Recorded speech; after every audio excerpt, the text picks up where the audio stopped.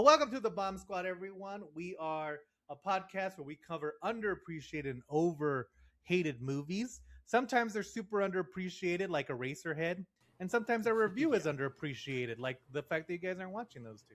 But sometimes they're overly hated, like we talked about. Um, what's the last one we talked about that was like super hated? Oh, we talked about Honey Don't. Honey Don't. Um, No, yeah. which was like the Hurry Up We Tomorrow. talked about yeah. Hurry Up Tomorrow right here. There you go. So we're trying to do movies that like maybe give a different perspective, maybe show you the perspective of the director. Try to go it from more so than just, oh, this movie was terrible or this movie was great. That's Josh's job. He lives in Portland. It's very black and white there. Yeah. More white. But anyway. It's diverse. There's diversity. And today, there's not. And today, we're doing our top 10 lists of the year, which is actually 9 because there's 3 of us.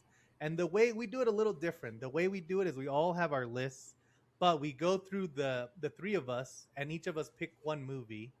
And then this way, if someone picks like one battle after another is up there. So if William picks one battle after another, when we get to Josh, even if one battle after another was on his list, we're going to talk about another movie because we just talked about it. So this way we cover more movies. We don't go like, oh, that was on my list too. Let's just move on. And so we'll get there. And then if you follow our TikTok, you'll see the full list. So follow our TikTok, our Instagram, or our YouTube page. Follow up right here. And so let's get started right after this break. Hey guys, if you're liking this podcast, we'd really love for you to like and subscribe. And you want to continue to support the podcast, the best way to do it right now is to watch the movies that we've made.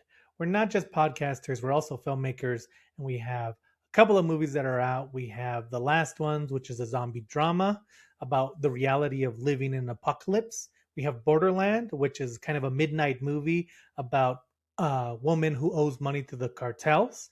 And of course, we have my latest feature, The Empty Space. It's about grief, letting go, and mental illness. All of them are on Tubi and on every streaming service you can kind of find. You can always just type my name in there, Andrew Hara. And The Last Ones and The Empty Space are on Screamify and Screambox, so go check those out. We'd love for you to watch those movies. We really appreciate it. And now let's get on with the show. And welcome back. Wow, those movies did look good. If you haven't seen those movies this year, now it's time to add them to your top 10 list of the year. Yes, welcome back. We're starting our top 10 list of the year. Once again, we're going to go through it. If you didn't really understand the rules, because all of us didn't really understand them until we did it a couple of times. Yeah. Well, you'll catch on. You'll catch on as we go along. And really, it's just talking about new movies. It doesn't really matter. We're just telling you which ones the best of the whole year are. So let's start. William has the biggest screen out of the 3 of us on my side, so he's gonna start. They're equally distributed. So I think last year Josh started, and so this year it's good. Yeah. It's good for William to start. What were you gonna say, William? Well, so we're starting at number 10, right? I'm going to go from No. No. So you can pick whatever movie. Like you can pick if let's say you want to talk about The Thing, and you want to make sure you talk about it, and you don't think either of us are gonna pick it. You can start with The Thing. Yeah, what are kind of the top 3, I think, is the idea. Or if you think people are going to talk about one battle after another, you can kind of like skip it and see like, oh, do I want to waste my turn on this movie? Right. Or do I want to keep it? Okay, so well, really, one. Go for it. One last thing is that, no, I'll go when I go. So let's let William go, and then we'll go from there. William, start it off. So the first one, I don't think this is going to be on either of your lists, but it might be. Was the movie Cloud. Did you guys see Cloud? No. The Kiyoshi Kurosawa film? And we just had a conversation about letting us watch the movies that were on the list. Yeah, How was that on there? Well, I always make my list, you know? I mean, it's all good. But dude, Cloud was great. Cloud was it's like this guy, Kiyoshi Kurosawa. He did like Pulse, which is kind of like an older Japanese film, and Cure, which is kind of like a classic thriller. But it just kind of, I don't know, this guy is like such a good classic seeming dude. Like the movie just feels like it probably came out like in the early 2000s, which is very on brand for our podcast since that's pretty much the entire decade that we all kind of love all the time.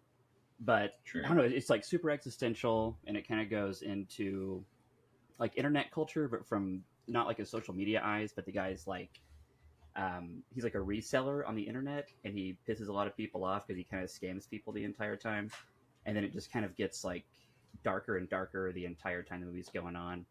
So I don't know, it was good. It was like it's a little slow. It's a very slow burn, very of that style. But dude, I was trying to see it in theaters. It took a long time to actually get down there, and once I finally saw it, it blew me away. It was so good. Nice. Yeah, I haven't seen Cloud, but I have seen Cure and Pulse. I honestly do not like Cure that much. I've tried to watch it like 3 times. To me, it's just kind of super boring. Like it's just like fair. It's like a dude, and it's like to me it kind of feels like a 7 remake, but like the cool thing about 7 is it has really good characters, and I don't really care about the characters in Cure. But I did like Pulse. I thought Pulse was cool. Not the Kristen Bell remake one. Right. But the original Japanese one. That's the ghosts in the phone. Situation. When that came out when I was like a kid, I thought that was pretty crazy. But then but his version, it's like I think what he's really good at is kind of like the uncanny valley sort of like horror, and like people just like seeming like quasi-human. And like this movie, even though it's like not really about ghosts, it does kind of have like a lot of kind of uncanny valley sort of emotions and feelings that kind of go on, but it's like sort of a straight thriller, but it feels haunted in a way. So it was like a really cool mix of like genre, and it was exciting and kind of gross, but it was great. It was it's my number 5 movie of the year. Nice, cool. That was Cloud from last year. It's on the check Criterion out Cloud Collection. Atlas as well. It might be good. I haven't seen it. Cloud Atlas, it's okay. It's not bad.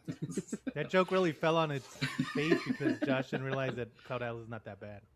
Okay, Josh, since you're full of the jokes today about Cloud Atlas, it's your turn. All right, I'm just gonna do my number 1 get out of the gate because I know neither of you picked it. Yeah, you're correct about that.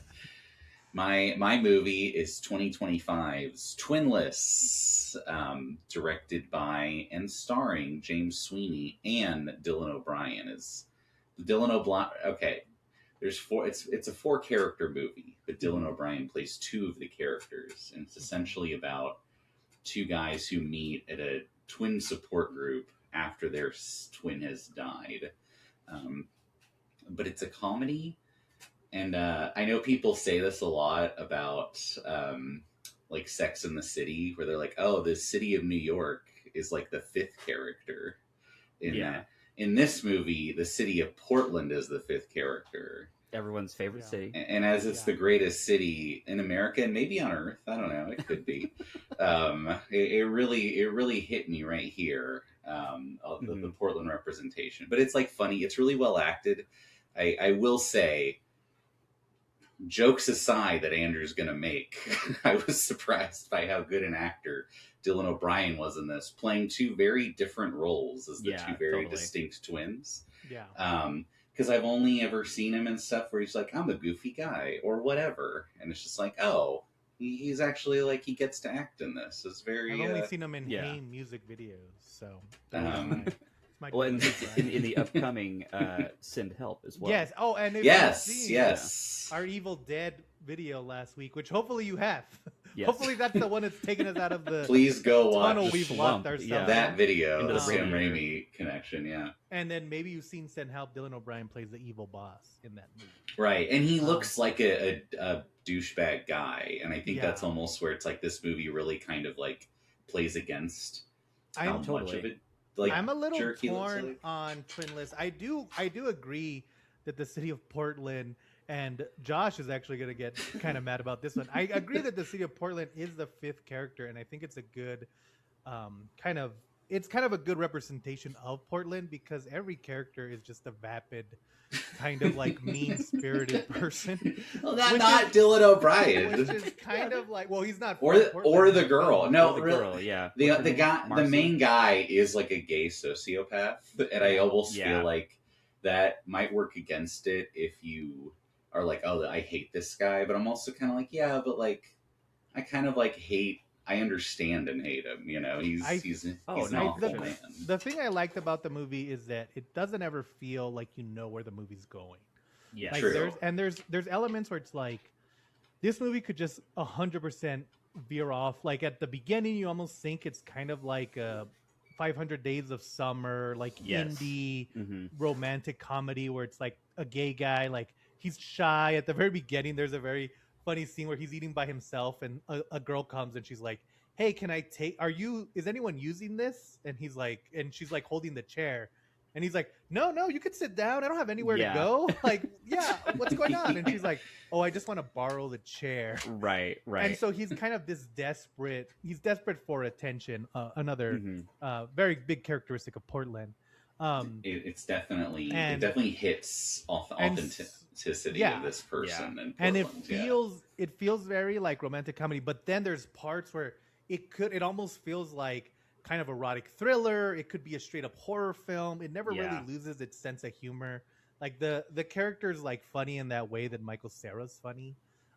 Where it's like that awkwardness. Totally. Like it's like the awkwardness but the self-aware. Yeah. Like he's almost self-aware that no one wants to be his friend, but he's also desperate for connection. What I almost like too is it's the very like guy who thinks he's smarter. Like he's super like talks down to his like girl, like the fourth he character is this everyone. Girl. Yeah, but like he's really like, oh, she's just the dumb secretary at work. And then the longer the movie goes on, it's like, no, she's really nice and has a lot of friends. You're just a loser who like doesn't understand people. One of the good, like, other than that scene with the chair, another good representation of him. And I will say that movie has really good characters. Like they're very grounded. The writing like, was even amazing though in that movie. Dylan O'Brien plays two different characters, like they said, they feel like different characters. This guy, even though he ranges from being kind of psychotic to kind of like funny to like being selfish the whole time, there's never a point where you don't feel that he feels like a real person. And like, but there's a scene at the very beginning where he's like, he meets Dylan O'Brien's twin. They kind of hit it off, but then like he's not getting a response, and he's talking to his boss, and he's like, "Can I ask you a personal question?" And she's like, "Oh, I don't really answer personal questions." You know, like trying to create that barrier between boss and employee. Yeah, right. And then he goes, "Oh, it's about my personal life." And she's like, "Okay, well, I already said no." You know, and it's like you've met those people who are like, you tell them no, and then they try to like just tweak the question a little bit so it becomes a yes, and it's like, I mean, I already said no. Right, but I guess go ahead. I'm super interested now. And I mean, Portland is gorgeous in this film, and the look of Portland is gorgeous in real life. It's the people that are the problem. Take that, Portland. Paul's cool, though. It's almost like the movie's about that, though, because there's so many people like this guy who are like, I'm just looking for love, but I'm also a psychotic, like, pathetic person who can't take rejection. So it's like, I don't know. If you leave Portland, you find out that there's people who aren't like that guy.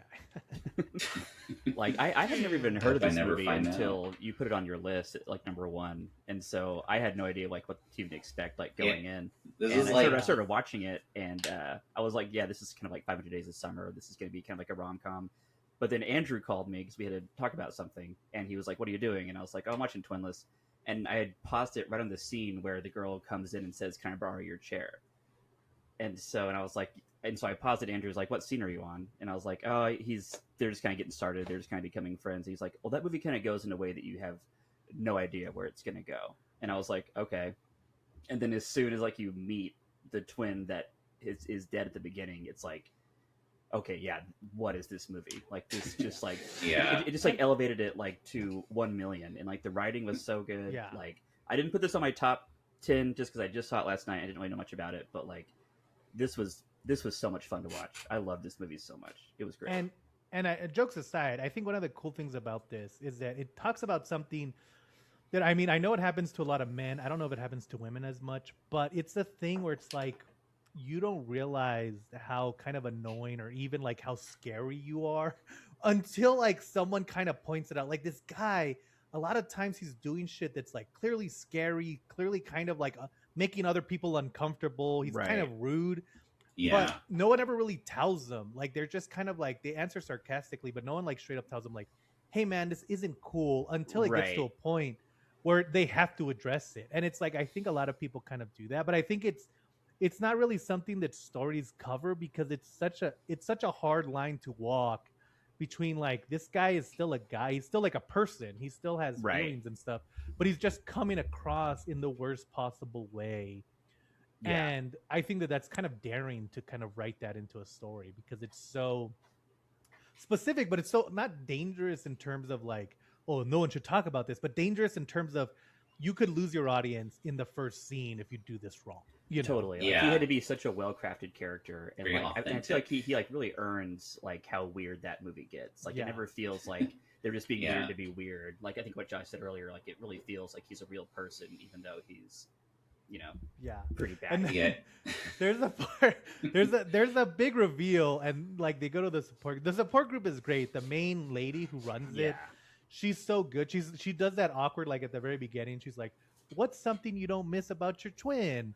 I didn't miss that she always stole my boyfriends. He couldn't Right. tell us apart, and you could tell that that's a joke that she might have used when the twins were still alive. And Right. now it's like she's trying to hold on to this thread, but it's not funny anymore. It's kind of sad, you know.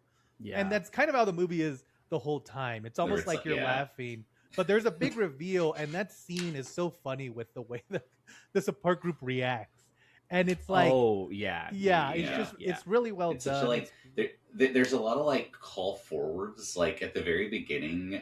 You know that Dylan O'Brien, like the main one, his brother's dead, but he's in the city of Portland, like dealing with his like personal belongings and stuff Mhm. like that. Yeah. And a woman approaches him thinking he's the brother, and he clearly like doesn't want to be the one to tell her that his brother's dead, so he just pretends to be the brother. Right. And then she's like, Right, "Hey, what's right, that? right. Like, you went to Japan, right? What's that like phrase in Japanese you told me?" And Yeah. he says this nonsense thing, but later you find out he knows how to do the like fake sim language from Yeah. The Sims. Simless, So he yeah. just said fake Sims, but you don't find that out for like half an hour. Yeah. Right. So- Right. Unless Yeah. you know about The Sims, which I don't know, maybe people Yeah. do. And I'm what not was well the- versed What in was it. the name of the director, Josh? James Sweeney. James Sweeney. This is his second film, and it's such a Yeah. daring risk. It's almost Yeah. an empty space level risk that this guy is taking. And the Twinless Um, space. Yeah, the Twinless and empty space again. How did I connect them? I did. I found a way. That is part of it. Is that I know nothing about it. I'd only seen the poster. I thought it was going to be like a little cutesy rom com, and it was Right. even in Portland. It was in theaters for like a week. It was just gone immediately. So I saw it like 2 days before it was gone forever. So it's just one of those like, oh, like it really took me by surprise. you know, Totally. so. Yeah. That was a And good I It's one. now on Hulu, so everyone can watch it. Yes. Also, fun Portland fact: at the very beginning, it seems like they're burying the brother at the Grove, which they don't show it. They just show the giant trees, and it's like, Yeah. hey guys, nobody who doesn't live in Portland knows what this place would be or why you're burying him in Right, seemingly right. a forest. Which I think I appreciate it because it's like, nah, it's not for everyone to know. I lived down the Yeah. street from the Grove and I didn't even recognize it. Yeah, exactly. You never had the city in your heart. That was the I problem. went Yeah, to the that's Grove true. every Sunday, so I did recognize. When they bury him in a Chicago hot dog stand, you'll be like, "That's my Yeah, that's my dump that stand that I relish go all over to." But cool, yeah, Twinless, good. Thank you for telling us about it, Josh, so we could all watch it. Yeah. Other people in this group didn't. Yeah. Do that. I wish we'd all watched Cloud so we could float on the cloud with you. I know. Well, I kind of forgot about Cloud until I was making my list, and I was like, "Oh, that movie was freaking rad." That's You were okay. pushing the mastermind for so long, and at the I know. last minute you That pulled didn't even it. make the top 10. I know. As our resident filmmaker, I feel like these indie films aren't really indie films. They're like Cloud was big distributor. And before I tell my number, I want to say that Hurry Up Tomorrow and Honey Don't would have been on my list, but I cheated and we covered them already. Hurry Up Tomorrow is probably one of my favorite movies of the year. But as our resident indie filmmaker, I wanted to start with something that kind of resonates with the spirit. So we're going to talk about last year's best superhero movie of the year, A Superman. Oh yeah, With we finished James it Gunn. yesterday. That is on my list, actually. You know, I think the thing with I'm a very, and we'll get to it eventually on this show. So stay tuned, new fans. But I'm a very big protector of the Zack Snyder Superman movies. I like Man of Steel. I understood what he was doing with the tornado scene. We'll talk about it eventually. I like Batman versus Superman, the director's cut. You got to watch the director's cut. That's his cut. He's the director. Come on. And then of course Justice League. I like all of those movies. I think the way Zack Snyder kind of approached them with like what would happen if gods landed in today's America is very interesting. But when you see James Gunn's Superman, you're like, oh, that's Superman. Like that's what Superman Right. is on the Yeah. screen in a way that like you saw that with Christopher Nolan's Batman or even Tim Burton's Batman a little bit, where it's like, oh, you don't need to change anything. That's exactly in my brain. Even though you have taken some risks and changed some stuff, that's the essence of what Batman is, and you've done it. Mhm. And I feel like this movie's kind of the same way. And it also like it's interesting the way that it's working and the way a lot of superhero movies aren't working because like one of the big things with the last try at DCU was them saying like you can't just introduce the world, you have to like do what Marvel did by introducing Iron Man, then you introduce Thor, then you introduce the Hulk. But Superman, it's like no, you're in this world where superheroes already exist. Superman is kind of almost late to the game, and Yeah. and so it's like it feels very lived in again. At no point are you ever like, what is Metropolis supposed to be a stand-in for?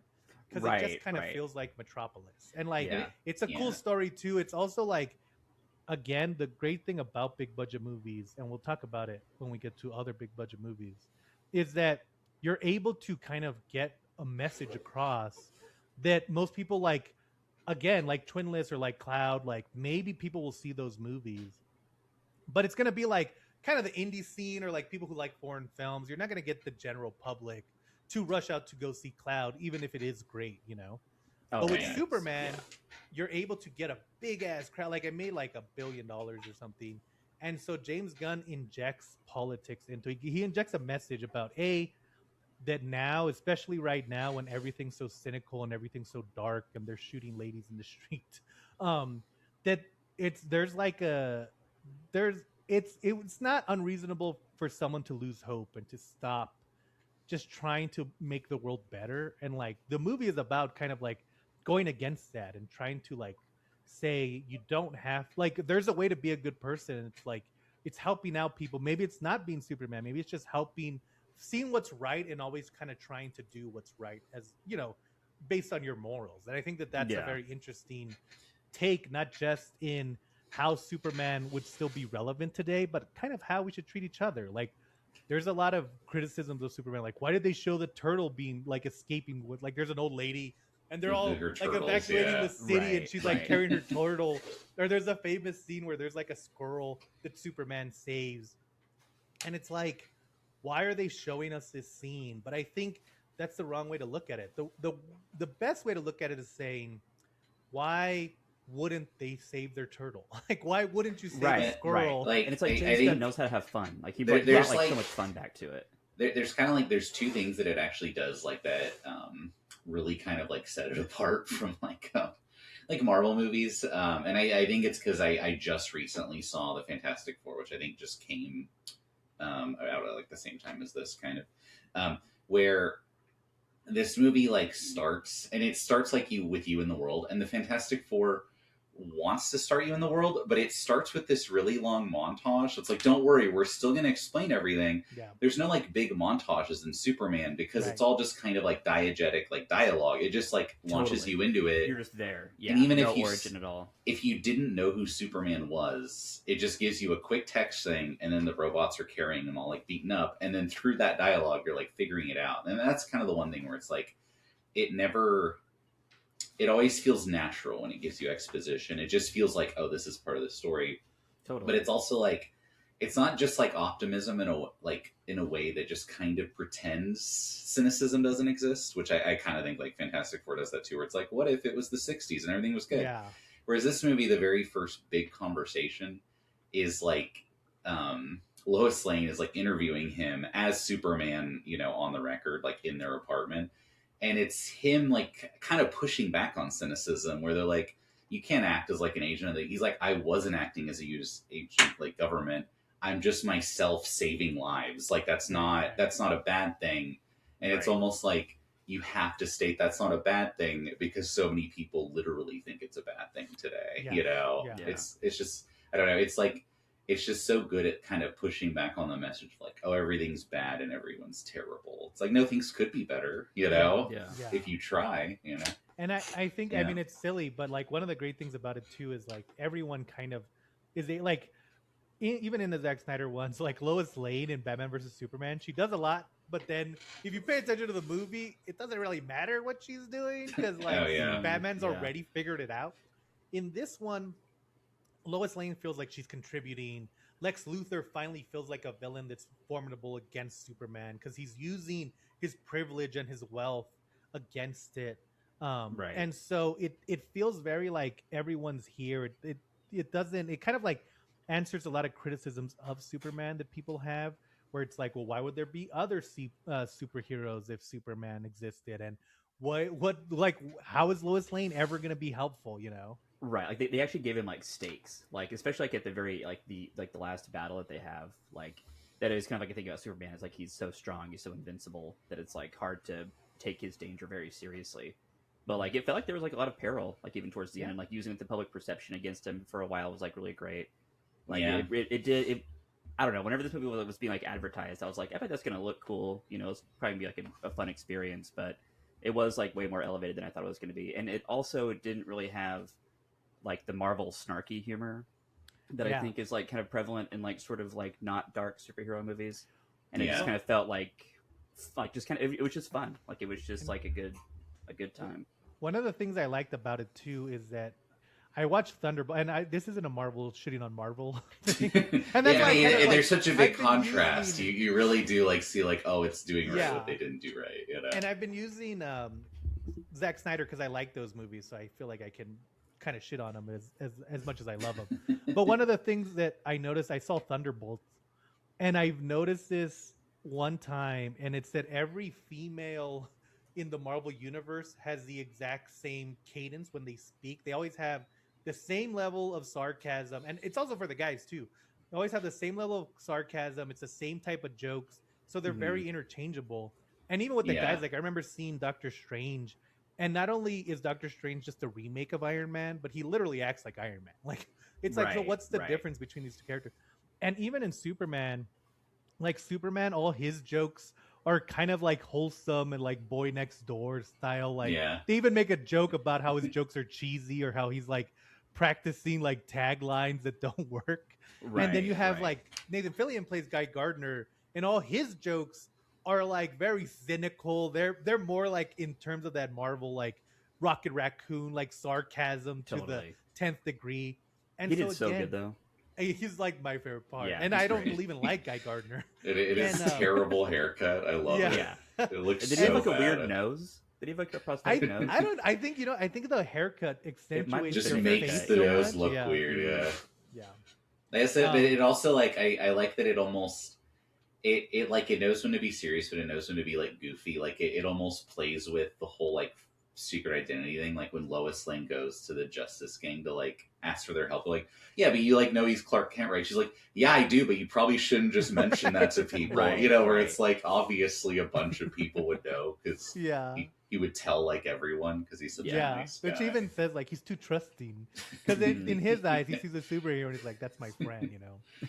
And also like it made crypto work in a movie. Like not only like crypto's hard to work in a comic book, you know, but it made him work all over. So I think it's kind of like, especially with how much, and we'll talk about this a little later for sure, the way blockbusters have been where they're so kind of routine, paint by numbers, to see a movie like this where it kind of touches even on the genocide that's going on right now. It touches on the way we're treating each other, especially right now when they do talk about soldiers being in the streets and how one person can help and how you can't just rely on a Superman. And I think that kind of makes it the best thing about hitting all those people. So I think overall it's great. I'm very excited to see Supergirl, which comes out this year and has Lobo. We'll see if Lobo can work. But yeah, overall I think Superman it was great. But yeah, that's my first pick.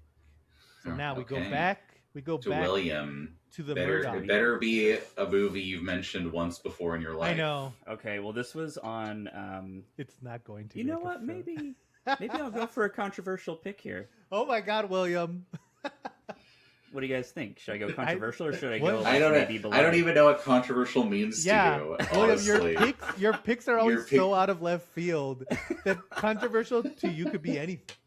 That's probably okay. Well, this one we've already had some I just some realized what it might words be. some words Oh sparred. no! oh no. All right, so this isn't my number one, but this is extremely at the top of the list. You can do number the two, You could do the tie thing if you want. the tie thing. Yeah, if it's the one I think it is. Well, I mean, I have them both next to each other. Okay, well, I mean, it's up to you, but go ahead. Well, so as anybody who listens to this podcast on a regular basis, all five of you know, I do have an affinity towards Alex Garland.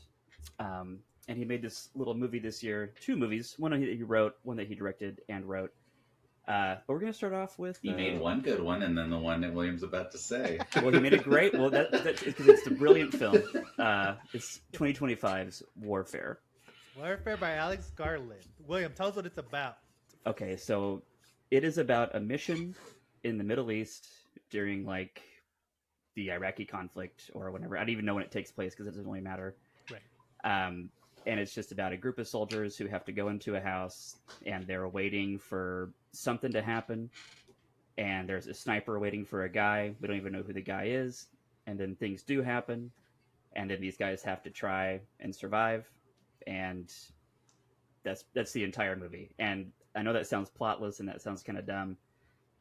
But the whole point of the movie is that, like, that's what it would be like, I feel. Yeah. Like, yeah. It's like the whole point is like, and it's, I don't know, some criticism that I've heard about this movie is that it doesn't really take a side, it doesn't take a stance on war, it doesn't take a stance on, like, the government or, like, a political issue.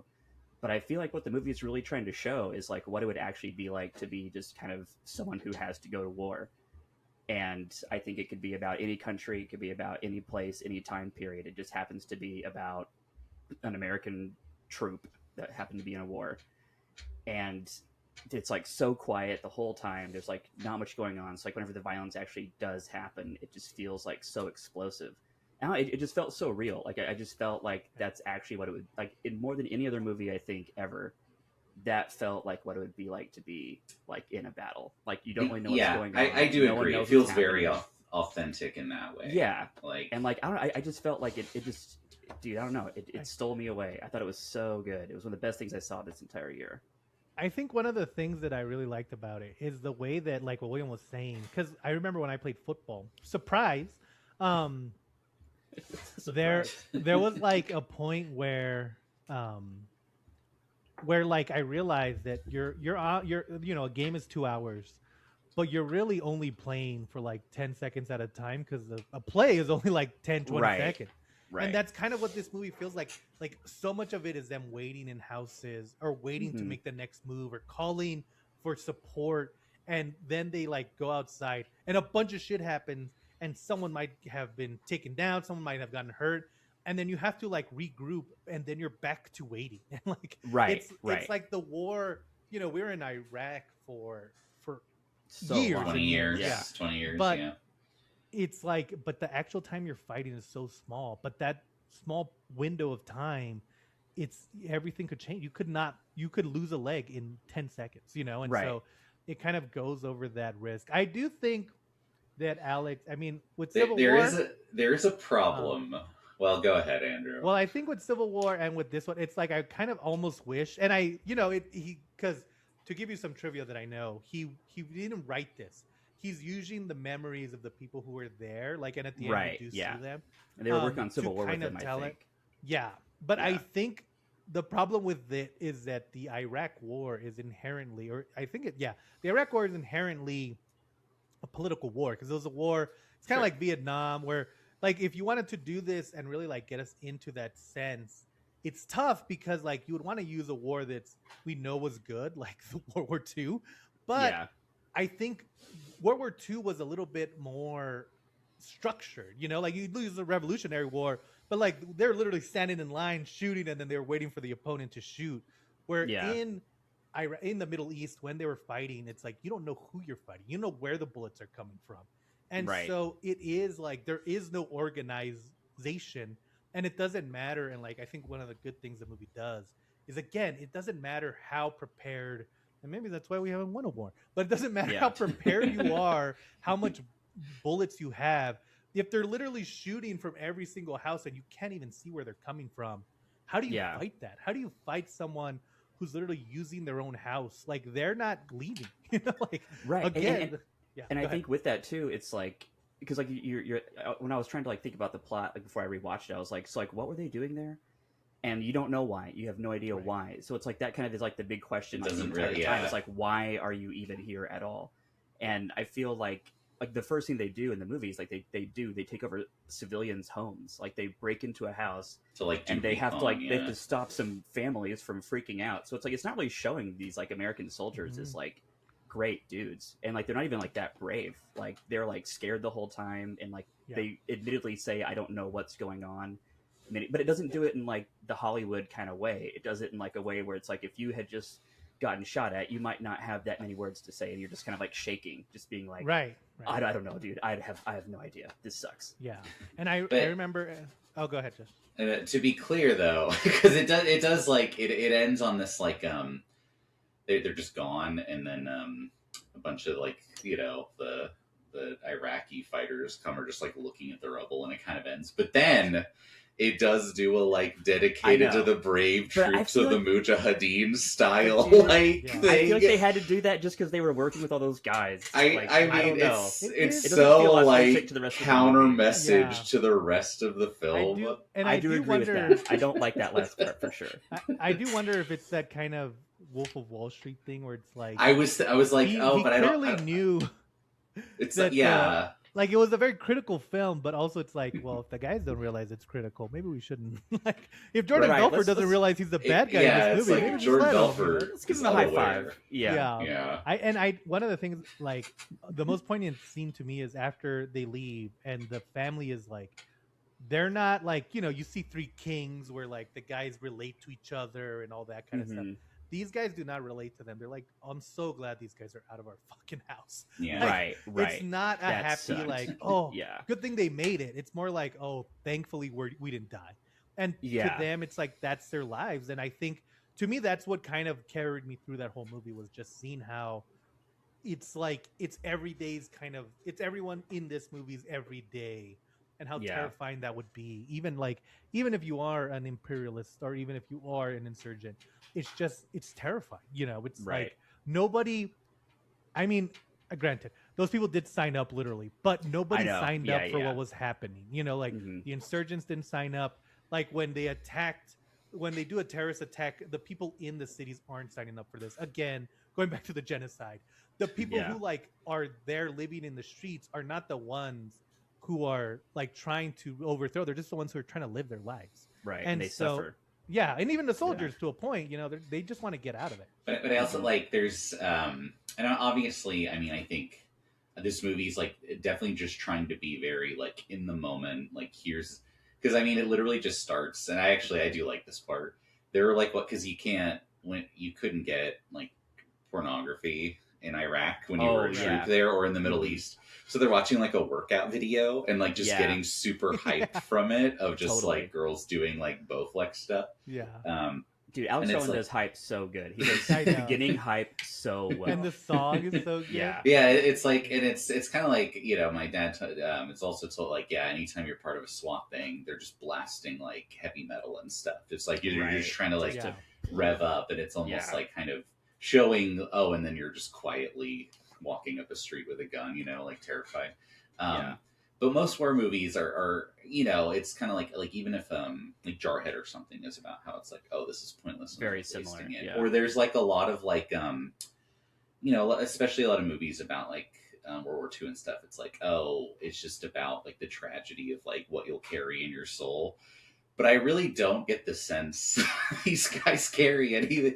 Like, it feels to me like even for the guys involved, just like that was crazy. It's just very like, Yeah. And, Like, and in the if moment, you you don't really have time to process if it, you though, hear right? any troop Yeah. podcasts, that's the extent of their thoughts on a lot of But this see, stuff. It's well- just like Yeah. that was crazy, you Yeah. know. Yeah, but I think one of the things that Alex Garland does well with Warfare is that he doesn't give, and maybe it's because he knows this, but he doesn't give the actors time or the characters time, and they probably didn't To have process time, anything. but to process, so we don't really Mhm. get what they're politics are. Kind of like what William was saying. Like we don't even know what their moves are sometimes because they don't even know.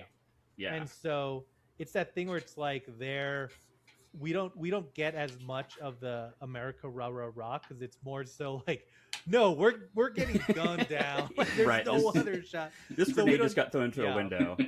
I know. It's like, and you can see like there's never that scene where like one of the guys is like loading up with the two guns. He's like, I'll cover you, you know, like right. It's more it's just everyone being like, what's going on? Yeah. I don't know. Yeah.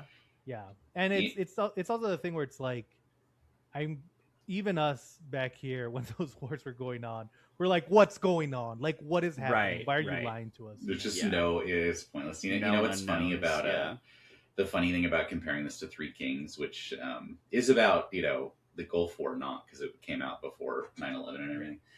The message of that movie, because they're like, man, we should have stayed and helped those people. And it's like, clearly we shouldn't have. See everything that happened in the 21st century. Linger. I kind of, it's interesting. But no, I mean, it's worth watching, especially if it's too late now. On a technical level, it is masterful. The sound design's like crazy. It is a sound movie, for sure. Alex Garland has never... and it's the same thing where Alex Garland, like, he takes risks. Like last year, I hated Civil War, but there's a movie that came out this year that he made that I love. And so it's like, again, I would rather have directors that are taking chances. I'd rather have Sam Raimi do a Send Help than just do Spider-Man 12 by this time. Right. You know, like that's what the Russo brothers are for. Yeah.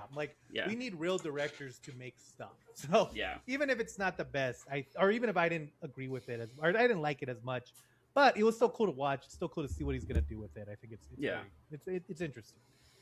But yeah, now Josh, can you tell us any other Portland movies that you want to watch? Well, a movie that's Portland in spirit. I'll do that one.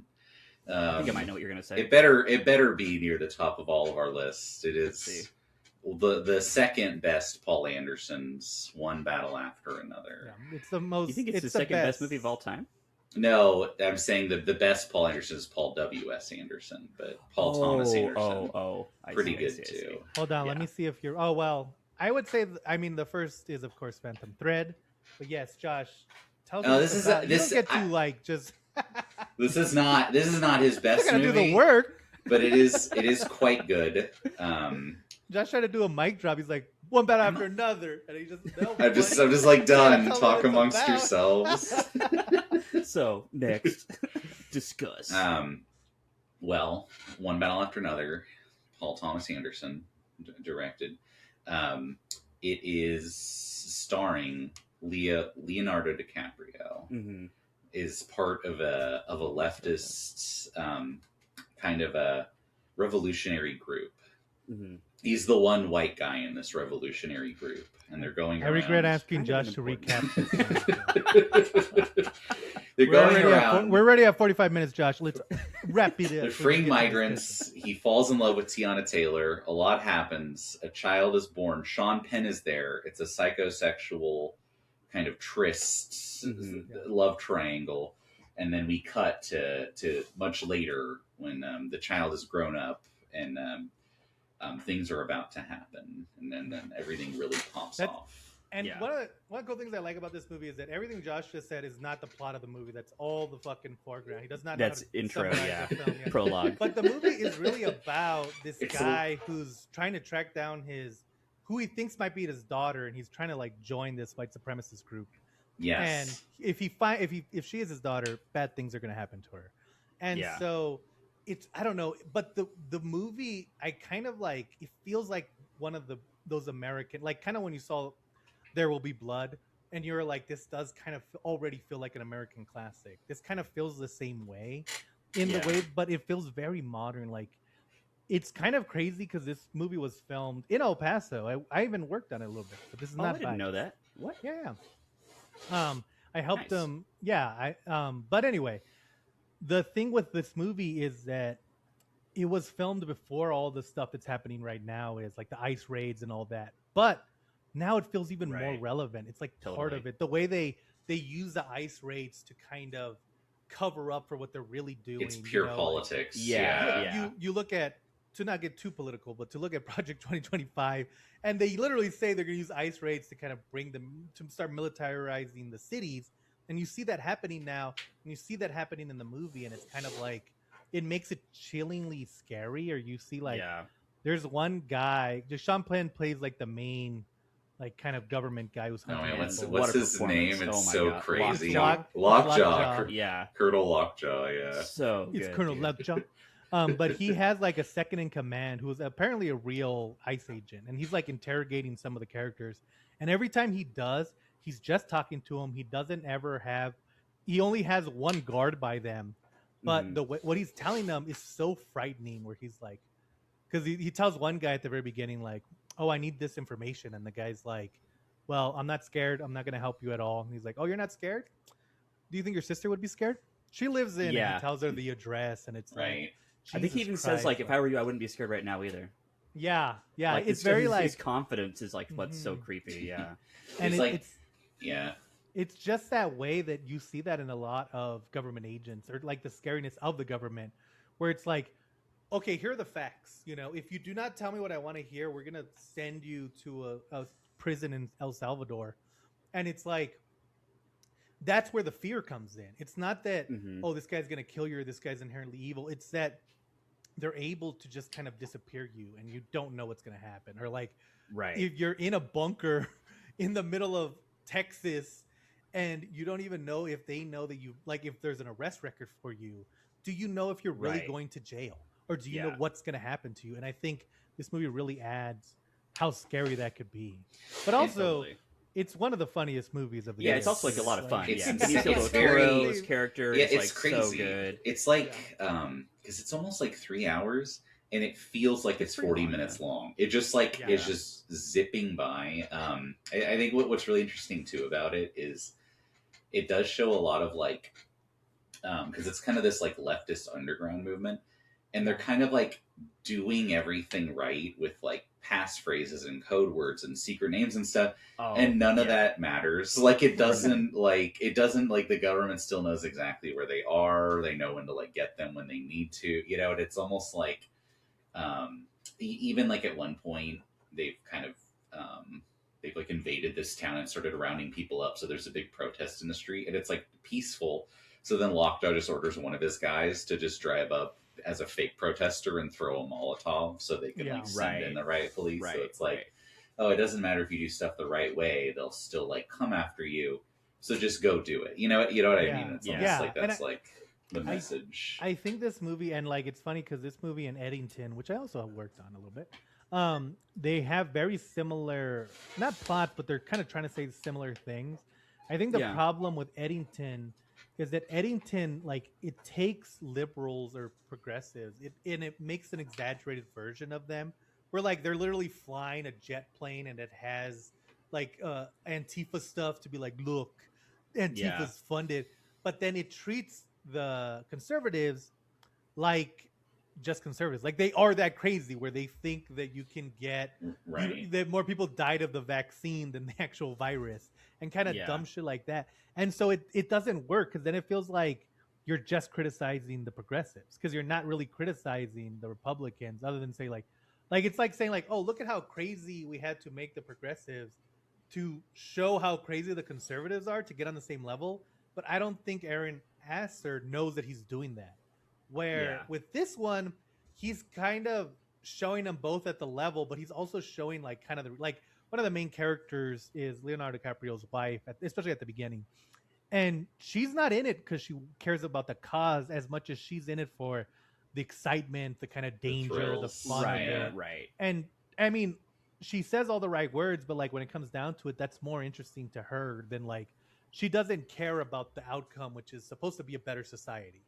Yeah. And I think that that's how a lot of people act. Like you see a lot of people who they get elected or whatever, and then they immediately like start voting to give funds to a certain country that will get us banned if we talk about it. But you know, it's that thing where it's like you have people who are just in it because it's popular right now. I mean, even if we throw conservatives a bone right now, almost every podcaster is a conservative grifter, and it's like they're just telling you what you want to hear because they're just trying to make money. You think that these guys care about the cause?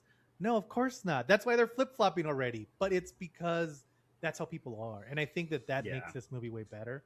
And also, any movie with Benicio del Toro is just going to be a 10-10 Yeah. movie. Yeah, Like, no, he was just he stole it's it. But crazy. also, He's like, in like 20 minutes, and it's like every season is amazing. Yeah. There's What does he say? He's like, I had a couple small beers. Yeah, two small beers. some small beers. But also like Leo too. Like I know Leo's like one of the most famous guys of all time, but like he is so funny in this role too. Yeah. Like there's there's a big part of it, like we were talking about the passwords and stuff. If by chance you haven't seen this movie, which I'm sure anyone who's listening to this has seen it, but he can't remember any of the passwords, and there's a point where he's like, I have wasted the last 20 years of my life drinking and doing drugs. Yeah. I am a drug and alcohol lover. Yeah. And it's like, just like how he admits It's that the way- is like yeah. so good, Or- dude. Like that had me rolling. My favorite scene in that whole movie is at the very beginning. He goes to see his daughter's teacher. He goes to talk to her, and he's Yes. just kind of looking around. He's smoking on his vape, which is Yes. a weed vape. It is not even a tobacco vape. And she's like, "You can't do that in here." And he's like, "A lot of slave owners Yeah. on the walls here." And then he goes, and then there's Yeah. Thomas Jefferson over there, the Grand Wizard. Grand And Wizard. it's like, and then she tells, he's like, "You teach everything. You teach. I just want to make sure you're teaching the real truth." And it's kind of this thing Yeah. where it's like, one of my favorite things about Leonardo DiCaprio is that, you look at his range where he's played The Great Gatsby and he's played all these characters, but the best thing about him is that he's willing to he has no ego. Whether Mhm. it's crawling to his Lamborghini in Wolf of Wall Street, or in this movie, he's constantly a hindrance. He's never helping that Right. much. Absolutely. And He it's needs like, to be helped. Yeah. but he's like kind of the foundation of the film, and like, Mhm. but the fact that I don't see a lot of other actors, I think about Django was originally supposed to have Will Smith, and he said no because if spoilers for Django Unchained, but he couldn't kill the bad guy, and you think about that, and Oh, it's like, weird. but that made the movie better, and it's like, yeah. but in Will Smith's eyes, like, no, I'm the hero, so I should be the one who takes out the bad guy. Where Leonardo DiCaprio is literally the bad guy in that movie, and so Yeah. he's willing to look dumb. He's willing to kind of cry on the phone while he's trying to think of a password. Mhm. And he's not like, even Once Upon a Time in Hollywood, he's like the least effective person. And Right. so I agree, like someone of his stature to be able to want to take those risks. Emma Stone is another one. Is great. And it's awesome that they gave him so much money. I wish more people had seen it. I hope you guys see it now that it's nominated for Best Picture. Yeah, Mhm. it's a very good film. Yeah. Yeah. You're up. Number. Okay, well, Oh yeah. So now that Josh wanted to do some lame studio films, anything else, Mr. Hollywood? Yeah. Let's talk about a film that it's a passion project of this director. He's been trying to make it since the 70s, and luckily he's finally gotten enough money to make it.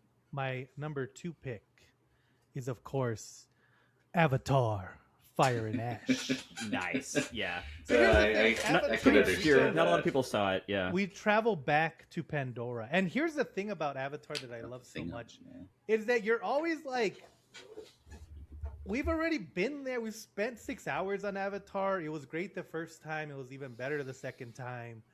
I'm done with Avatar. Like, James Cameron, do something else. And then he takes you back, and now we're in a different part of the world. We're seeing different aspects, and you go into Pandora, and you're like, you son of a bitch, I'm back in. Like, Yeah. the world that you're. It's like, it's such a good movie in that you don't even think about the effects, which everyone is like, oh, it's all about the effects and the the spectacle. But when you're there, when you're watching the movie, there's like points where I'm like, oh yeah, that's an actor. Like, that's not actually Jake Yes. Sully like living. Right. Right. Right. It is Dude. children who look like him. Yeah. Yeah. Oh, they're cat people. Yeah. No, it Like- really does feel like photorealistic, essentially. Especially anytime anyone's near a body of water and it's like hitting the coast. Yeah, I'm like, this is absolutely, the best a movie has literally ever looked. Yeah. Like, Yeah. it's unreal. Mhm. Yeah. And there's like a the way part that they where- do the. okay. Oh, go for it. Go for it. Oh no, go ahead. Well, like the thing that struck me the most too was like the visual. I know you just literally said the spectacle is not the main part, but like it has to be talked about for sure. Like whenever It is a 3D big first came out, like whenever the first Avatar came out back in like what 2007. Yeah. Is that when the first Avatar came out? I want to say yeah. Something like I know- that. Yeah, it was Or when I it was a still long was in time Texas. ago. So Yeah. Yeah, I think I turned 21 that year, so it must have been 2011. 2009. 2000. There we go. 2009. 2009. So, everybody was talking like, oh, it's going to change the way you see 3D. It's going to blow your mind. And I remember why, and like 3D back then, it used to kind of make the movie feel almost like smaller in a way because it was kind of coming at you, and it felt Right. weird. But like the way the 3D was in this one, like it finally added like a depth to it, and it just felt like so much bigger than any 3D movie I've ever seen in my life. Like I felt like I was like literally like watching what a 3D experience is always meant to be. And like whenever there'd be a character that would pass in like the bottom corner of the screen, like I literally thought that it was like someone getting up and going to the bathroom. Right. Like Oh, it was yeah. so unreal, dude. Yeah. And like the opening scene where they're like flying on their little bird reptile things, like I was like laughing to myself. Like I went to go see by myself, and Yeah. like I was like giggling to I was out loud laughing because it was so much fun. Like I'd never experienced anything like that before. It was unreal. And see, and I think this year is the first year where I finally realized, like, the first year I remember with Avatar being like, I don't know, I was kind of like living up to the hype of people thought it was gonna bomb, which is another great thing that James Cameron is good at. People thought Titanic was gonna bomb. There was like stories written about how it was gonna tank 20th Century Fox. People thought the first Avatar was gonna bomb. Literally, Fox took it away, and James Cameron had to go to Disney and say, "I'll do it with Disney." And then Fox called him back, which now is funny because Disney owns both. But Fox called him back and was like, "Okay, we'll do it. We'll do it." Yeah. And even this one, people were like, "No one's gonna watch it," and it's already made $1.3 billion. It's only been out for like a month. And this is the first year I remember seeing the first one, and I was listening to that hype, and I was like, "Yeah, James Cameron, like I don't know, it's like cat people who." And then you sit there and you're like, "Why did I think James Cameron wouldn't make this a cool movie?" Like what the hell was I thinking? I was just kind of wrecking on old 3D, but like we were just talking last night. Like I watch Avatar 1 like at least like once a year. Like that movie is so good, it rocks, and this one does too. And I think like even with this one, it's also the thing where it's kind of funny that you can tell when people haven't really been either paying attention to the movies or they haven't watched them, because people are like, "Oh, well, it's just the same nonsense over and over again." But like, especially by this one, like this Avatar, it's about a lot of the ways that like sometimes you can't help the person who's against you. Like even if like a lot of the Avatars about forgiveness and kind of welcoming people back in, and like this is like, what do you do when you run up against someone who doesn't want that, who doesn't like want to coexist, and is just like against it? And I think like it's also interesting to see how it's progressed. Like the city, like they in the original film, they're on one ship, and by this point, the humans have kind of taken over a section of the planet. They've turned into like this industrial hellscape. And so it is this kind of thing where it's like, and also on the other hand, it's like dealing with topics of racism, like how you can kind of like, there's people who will single, oh, that's one of the good ones. And it's like, you have to address that fact that it's like, you have to be forgiving of more people than just one person, because then you're still just racist, And I think it's about kind of like loss of faith a little bit too and stuff. As well. It's very like because kind of the main kind of new element to this one is the Fire and Ash tribe, who are the first time we've seen like a Na'vi that is not all in on the kind of like be one with like the planet message. They're like, oh, she's like, they're like spurned by God, just really. So it's like they're kind of like collaborators. But there's a lot like I think kind of one of those things that's almost in a weird way like underappreciated is how much like James Cameron like thinks through the technical stuff of like how all of it works. Not just like obviously a lot with like the planet and how it can talk to them and like the limits of what it can and can't do, But like you think about like Giovanni Ribisi's in the first one, but then he comes back in this one because they established, it takes like 6 years to get back from Earth. So it's like, he wouldn't be around for part 2, but he would have finally gotten back in part 3 because it takes place like that many years later. I'm like, God, it's just one of those where like a lesser director would have been like, oh no, he's still around, but it's like, no, we saw him on the ship. We know it takes 6 years. Another great thing that this movie does that the original Star Wars does, but it's been kind of lost in filmmaking because now everything has to be very like, if it's not helping the story, you got to cut it out. but James Cameron is willing to let you live. Where like there's He like wants you sea to otters in vibe. this movie, and he's like Yeah. they see him and they like kind of wave to him, and they're fine. Or we see how they have these big transports that are just trade things, and they're kind of going along. And we're just spending a lot of time just They're like so cool. seeing those sea otters, and like speaking about being happy, like there's the Fire Tribe. They first introduced them, and they're like Jake Sully's gonna go with, and his family's gonna go with the traders, and the agreement is like, oh well, we'll protect you guys, and then because the traders are like, we don't really want you because we're supposed to be neutral, and you guys, Jake Sully, literally hell comes around you every time you leave. He's like the Bin Right. Laden Yeah. of the humans. You're the worst person to be around. Just the most wanted man on the planet. Yeah. And Jake Sully's like, well, I'm also a great warrior, and I can protect you guys as we kind of fly on the outskirts. And the guy's like, oh yeah, well that's good because the Fire Tribe, they're the raiders. They've been giving us a lot of trouble. And as soon as he said that, I was like, Here I we can't go. wait to see these raiders. Yeah. What the fuck? Oh, that is honestly probably my favorite scene is when the traders are attacked by the Fire Tribe. It is just Yeah. Navi v Navi. So Yeah. good. Yeah. And then Yeah. Uma Right. Chapman, Charlie Chapman's granddaughter, who was also in Game of Thrones, but she plays the villain in this. And she does such a great job. She's Dude, like, yeah. has my favorite line where she goes, show me how to make thunder. Yeah, It's like, hell yeah. And she just like drugs people all the time. Like Yeah. they get like into like their like weird Navi psychedelics. And, like, Yeah. And then she and Stephen Lang kind of like have a moment. Yeah, they like, gotta hook up. And I Yeah. think it's cool because you see, like, I mean, everyone here is so complicated, but she's like complicated, but towards evil. Like, she's moving towards this way where she's against everything the Navi have become. Yeah. And it's understandable, but it's also like she's such a complicated character. They're all so like Right. well done, where it's like, the Quaritch, played by Stephen Lang, he wants to kill all the Navis and kill everyone on the planet, but his son is kind of a Navi, or he's in with the Navis, and so Mhm. he brings them a hamburger at one point. He's like, I brought you a burger.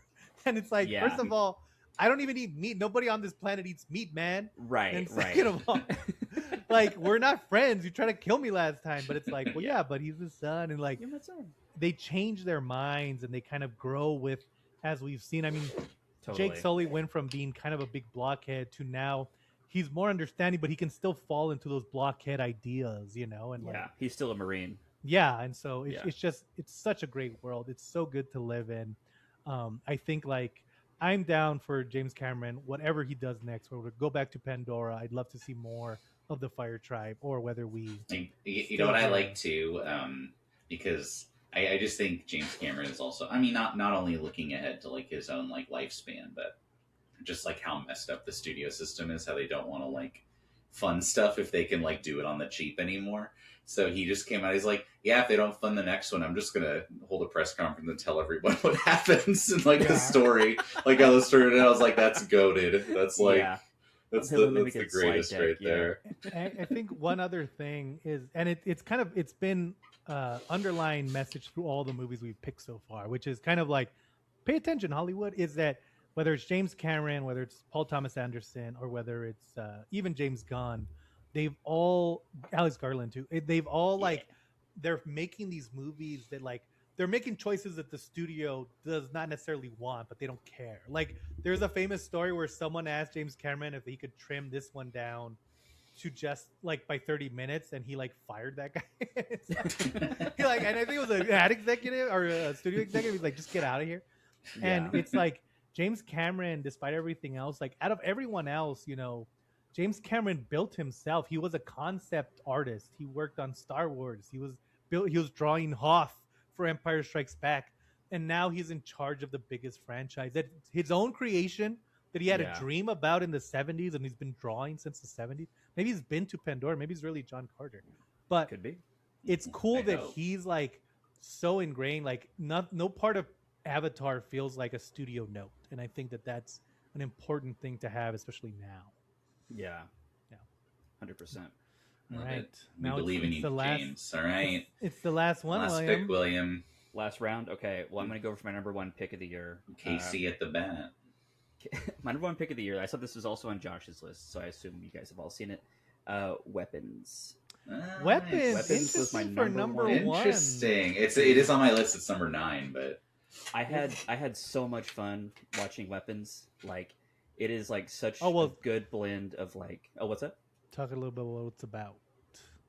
Oh yeah. So, okay, so weapons is about Just this give little this town. give the speech the child gives at the beginning of Yeah. the movie. So the cops won't tell you what's happened. No, so it's about a little town, and one day everybody wakes up, and this entire class of students, they're like probably first or second grade, have like all disappeared, and the whole town is in disarray, and they don't know if it was the teacher who stole them or if they were murdered or what's going on. So this whole town's in upheaval, and the whole movie is sort of unraveling about how the characters are dealing with these kids' disappearances and what actually happened.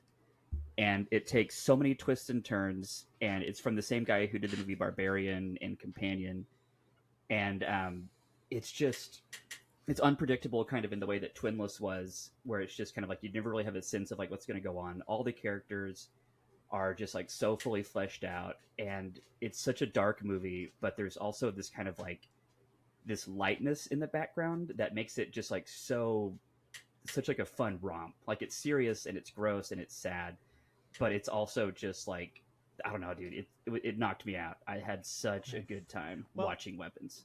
And real quick correction: it's directed by Zach Kreger, but he didn't do Companion. He just did Barbarian.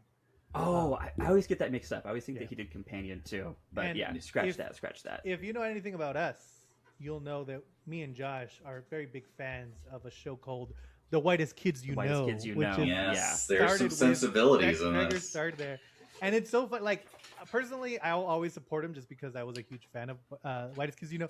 Not just because it was funny, but it was also like they had a spaceship set, and so all they did was put the chairs upside. I think I actually showed William this in college, but they put the chairs facing up. So it just looks like they're hanging upside down. It's like the stuff they did with their tiny budget. I think they had like $10 from IFC. It was always so inventive, and I think that kind of like made you endear yourself to them because they were so funny. And so we'll always support them. I didn't like Barbarian as much, but Weapons, to me, it works so well. The setup, like we said, there's an opening narration, and it puts you perfectly into the world.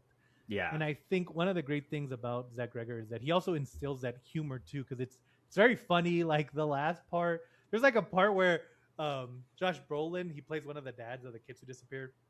He wakes up from a very kind of weird, scary dream where he sees someone that's actually in real life kind of haunting everyone. And then he wakes up and he goes, "What the fuck?" Yeah.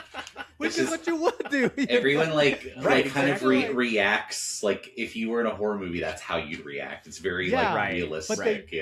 But they don't act how a horror movie character would act. They act like a real person dealing with this stuff would act. And I think to me that kind of gives it a sense of realism, even though it's a very unrealistic movie. And I think that adds both to the humor and to the horror of the film, you know? Yeah, it makes it like more relatable to where it's like it's just like more enjoyable that like you can actually see yourself in this. It also does like a really good job of not only kind of like piecemeal, like giving you little bits of the mystery until it like goes whole hog, but like kind of being like, oh, all of this was there all along, and the community was just so narrow-minded that they didn't think to like look in the most obvious place. You know what and it's just such like an interesting idea. And I do like that it also doesn't like fully like fit into it's like, oh, it's about school shootings or it's about this. It's like, no, it's kind of about all of them in a weird like nebulous like just how do people process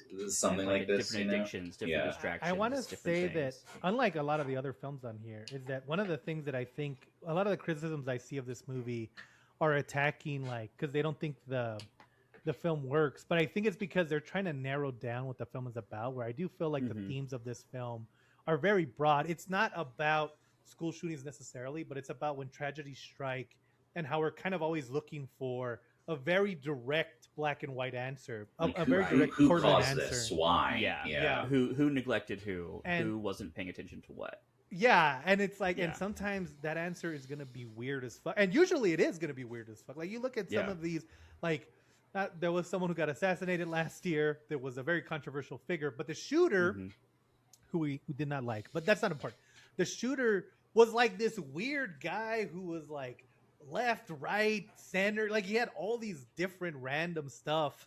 Just to and grab like his politics were not black and white. So you can't be like, oh, this was He because did of this this. political party or this Right. political. It's like, Yeah. no, this is because of the society we've created where there is nothing. It's like it's all just kind of grasping at straws. And I think Yeah. that's what Weapons does really well. Like they're like you hate this teacher, like Josh Brolin. He hates this teacher until he has to help her. You know, Right. he thinks it's her until he knows it's not. And it's like it's just constantly like the way, especially right now with the news cycle, you're just constantly like getting hit in the face with stuff. And Right. it's Right. such So many a different opinions. It's also so many like different things. it's almost weird how I would say this movie doesn't judge anyone, but it definitely judges the crackhead.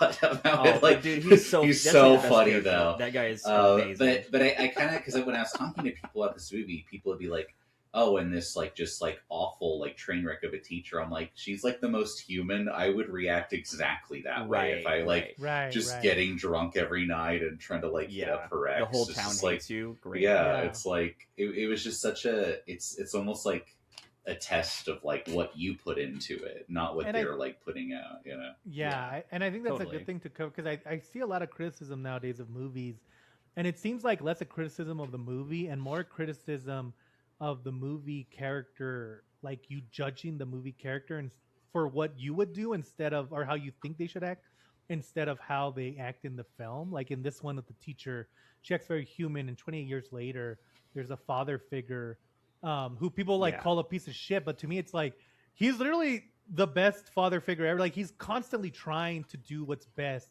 It's just he's in in a an tough spot. unwinnable situation. Yeah. You know. Yeah. Mhm. And it's the same thing with her. Like she's like there's a one of my favorite scene in the movie that doesn't involve Gladys is Yeah. there's a scene at the very beginning where she wants to meet. There was only one other kid who survived who didn't disappear, and she wants to talk to him. And the principal's like Mhm. very logically, you cannot talk to him. Right. You can't right. even go close to him. Like we don't know what the fuck is going on, so stay away. And he tells her like, well, why do you want to talk to him? And she goes, because we're the only ones left. And it's like in that moment, it's like, oh yeah, she is also going through this. Like it's not just the parents, Right. it's not just the students, it's the teacher too. She loved her kids, and she comes into Yeah. class, and they're all gone, and now everyone's blaming her. And I think that's really good. And I think even though this little segment's going a little long, I think we can't skip over Weapons without talking about Amy Magdrol as Gladys. I mean, she's No, yeah. such Oh a my force. god. There's a so scary. you know, and it was funny because I watched this movie this week. I didn't know it was going to be on William's list, but I watched it. And there's a scene where, like, I think it's the crackhead, he looks out and she's just kind of in the woods. And she's just like, Yes. Dude, Like, and it's so freaky, dude. Like, and it's jumps out such my a skin. scary part, which is Yeah. funny because 28 years later, it kind of does this too. It's so funny and like weird and scary, and it scared the shit out of me, even though I had seen the movie already. yeah, Yeah. yeah. And It's she's so she's good. good. And she's like she's winning a lot. She's like a front runner for Yeah. best supporting for it. It's Right, crazy. right. The one thing I was Weapons is surprised, getting yeah. recognition for, which is I great. You know. Which is like, yeah, it's great, and it's good. It looks good. I even in Mhm. Barbarian, the visual style. I remember Barbarian and Smile, two movies I didn't like that much, but their visual style was so great, and he carries that Yeah. into Weapons, and it just looks beautiful. It looks super cool. Everything is like perfect, and so Yeah. I think it's very well done. So yeah, it's a good one. Hell yeah. All right, Josh. Last Okay, one. Final one. This is just my number 3. I've just gone 1, 2, 3. But this movie, Steven Soderbergh's Black Bag. Ooh, I Black didn't think we were going to be Bag. able to Black talk Bag was about good. Black Bag. Another director who made 2 movies last year, and the one I thought I was going to like, I did not like at all. Agreed. I didn't Yeah. mind the other one, but this one was clearly better. Yeah. I almost feel too this really got overlooked. What's it about? Okay, this is about 2 married intelligence agents who work for, I think, just like MI6. Yeah. Or it's oh my god, why am I suddenly Michael blanking? Fassbender and Michael Fassbender and Kate Blanchett are the married couple, and he is advised that there is some sort of like traitor on his like little like amongst his like office. It's like it's got to be one of these like 5 people, one of which is his wife, and he's like, "There's no way it could." So he's like, "We're gonna throw a dinner party to figure it out." And the movie really spirals from there because it's really just a lot of people having very intense conversations, either at like in an office or at a dining room. But it's like Yeah. super compelling. It came out super early last year, so it just kind of came and went, and people like forgot about it. But I think that was one of those, like, I saw it pretty early on. I was like, oh man, I did not think I'd see a 5-star movie this early into the year. Thank you, Steven Soderbergh. Yeah. For... Yeah, it's very. I mean, it also happened this year, thanks to our Mr. Garland. But yeah, I love. And one of the great things about it is I watched it again. I think I've watched Black back like 4 times because it's also a great movie. Like you can watch it with your mom, you can watch it with your girlfriend, you can watch it with anyone. It's very chill. Fun. It's a very chill experience. Yeah, and it doesn't like it's very smart. But one of my favorite things about it, and Soderbergh does this every once in a while, where he literally will use the medium against you, because at the very beginning of this movie, they tell you the answer. They tell you what's going on. And then the movie goes through a whole time. And then when it gets to the end, you're like, oh, yeah, you guys told me that at the very beginning. Right. Yeah.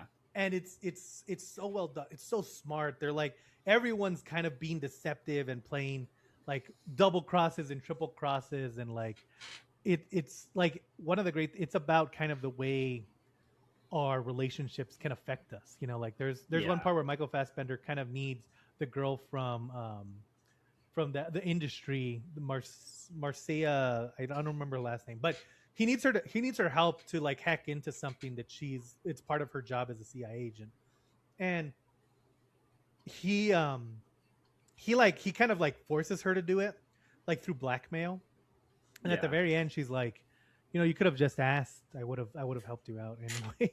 Yeah, it's very like she's so like thirsty for him. It's clear that she would have, you know. Right, it's just very. I just think too, like they're like this is a good wife guy representation movie, because Fassbender's like the ultimate wife guy. Yeah, he's like Johnny Sack. He's like, I'll do anything for my wife. And they just have this like amazing like chemistry, and it really like. I feel like in a lot of it's like, oh no, actually, it's like it was all a lie. They hated each other, or it's like kind of one of those things. It's like, no, he just loves his wife that much. Like that's what the movie is like, really like about. And I don't know, it's very good, because it really does play a lot with like social stuff where it's like, oh, is this one guy the traitor, or is he just an annoying alcoholic like the one guy they work with? And it's like, oh no, he's like. And so it's like, oh, is this guy having an affair, or is he doing something? I don't know. It really plays a lot with that, and it's not like a phone movie. You really have to actually pay attention and watch it, and I do appreciate that when it's like, no, you need to lock in. This isn't something you can passively watch, because so much is like twisting and turning in every scene. Yeah, so, and also like in classic Soderbergh fashion, there's like a very complicated way he filmed all the dinner scenes. It's like I was gonna say the style for Soderbergh also is like, this is like such a good representation of like a small scale like Haywire is like kind of like a mixed bag of like good or bad, but like the visual style of Haywire is so cool, because it's like low budget, but it still feels like big action. And like this movie, even though it's like not big action, it still kind of feels like that, even though it's kind of on a smaller scale. And he's been such a good visual stylist his entire career, and I don't know, he really excels in that way. It's kind of the same thing too, where like he also made Presence this year, which was kind of like a ghost story told from the perspective of a ghost, which I thought would be interesting, and it was just kind of boring. But like some people loved that movie. I know. I respect it more than I like it. I'm like, I like what you tried to do. You know, I think that's a good thing about Soderbergh. It's like I remember Haywire came out and I didn't like it at all, but then Magic Mike, which we've covered, is one of my favorite films. Side Effects also. This feels like Side Effects, where it's like it kind of feels like he was like, "Hey, Kate Blanchett, what are you doing this week? Want to shoot a movie real fast?" You know? Like Side Effects kind of feels like that too. I love that movie. Yeah, where it's like this kind of really heady thinker that's kind of like talking about real world implications, but we're like dealing with the people who are directly involved. Like there is like a kind of a spy thing going on in this movie, but it's like, but they're just trying to figure out who's the mole, because that's gonna bleed into everything else, and the implications are going to be huge, but you have to solve the small problem first of who is the mole, you know? And so I just think it's very smart. I think it's great. And it's a fun movie. And also anytime Michael Fassbender and Kate Blanchett get to be on the big screen, you're gonna have to just electrically. I mean, it's on HBO, so you can watch it right now. Come on, go watch it now. Okay, this is my last one. I don't know. We've covered a lot of mine. So I'm already like at the bottom of my list. So do I go with the best movie of the year and the best sequel ever made? or do I go with another sequel that got another sequel that just came out this week? Or there's another curious film as to that I what could your talk other about. I don't know what the first one is now that you're. Yeah, me either. You're philandering Zootopia about. 2. We could also just throw out, like, we could throw out our runner-ups at the very end too. Yeah, well, we'll talk about our whole list later. Yeah. And I think it's just kind of which movie I want to talk about. And I think I'm going to give it to. I would talk about one of the movies that I think William would like to talk about, but because it's a sequel and it's kind of part one of two, I don't ever do part ones of twos. I always do both of them together. So I think instead of, and then there's another sequel that Josh loves, but I won't talk about that one because it's too good. It's too good of a throwback to Terminator 2. So instead, we're gonna talk about. Bring up Megan to me. Instead, we're gonna talk about our good friend of the podcast, Stavros Halkias's film, Begonia. There we go. Begonia. Dude, Begonia was good. I liked Begonia. It's directed by Largos. Damn it! Why Yorgos Lanthimos. Largos. Already wrong. Largos von Trier. Laguna. It's directed by Yorgos Begonia, and I think it stars Emma Stone. It stars Jesse Plemons. It stars Stavros Halkias for some reason, and it's about this guy. It's a remake of I think it's an Asian film. I want to say Korean, but I'm not 100% sure. It's called Save the Green Planet. But Begonia is about she's like an executive, and she gets kidnapped by these guys who think that she's an alien. They're conspiracy theorists. Well, one of them's a hardcore conspiracy theorist, and the other one, other's just his kind of slow. He actually does have autism in real life, and so they've kind of he plays someone with autism, and so Jesse Plemons kind of convinced them that they're aliens. So they kidnap her and they lock her up, and they say like, "We want to go to your mothership so that they can stop messing with us." And also, if you haven't seen Begonia, I would say to watch it because I kind of have to spoil it to say why I liked it so much. Yeah, But go watch it and then come back and finish this podcast. But I think the reason I like it so much is because, first of all, I like Yorgos when he's doing a very straightforward movie like Poor Things and The Favorite. But I love when Yorgos makes balls to the walls crazy films, like Kinds of Kindness is my second favorite one. This might be my most favorite one because it's kind of a mix. This is my favorite one of his for sure. Kind of straightforward, 100%. But it's also about a lot. It's kind of talking a lot, and so this is my favorite. And it's very funny. It kind of keeps that. But I think what makes it good is that you don't really know again where he's going with it because he takes Emma Stone in immediately. Like they shave her head. They cover her in some slather kind of her in that some says, and he's like, oh, this is gonna keep you from contacting your spaceship. And like Emma Stone, which I do think she's probably our greatest current actress right now, goes from like at first she's scared, then she tries to threaten them, then she's like, it's like bargaining in the trailer. She's like, let me tell you how this is gonna go. I'm a white ad executive. It's good. The cops are gonna be here already. Right. You guys are but then sometimes she's trying to play into it. Sometimes she's trying to be sympathetic to them. And it works in various ways, but there's so much going on in every single frame of the movie, you know? Yeah. It is one of those movies, like, it pretty much almost exclusively takes place at this rundown house that, like, Jesse Plemons' character lives in.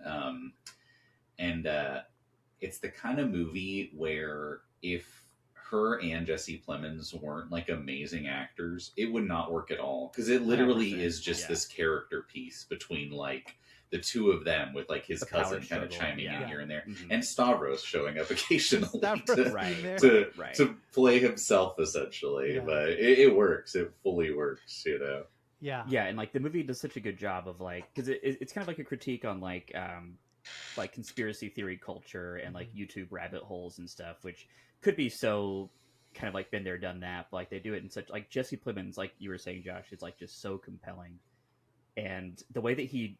Because it's all about manipulation and about like getting stuff over on someone else that doesn't know enough, and so it's like the conspiracy theorist YouTube stuff has gotten into Jesse Plemons' brain, and then Jesse Plemons is getting into his cousin's brain, and his cousin doesn't have the intelligence, or like not the intelligence, but just like he's not on the same level as Jesse Plemons, and so he's able to be manipulated.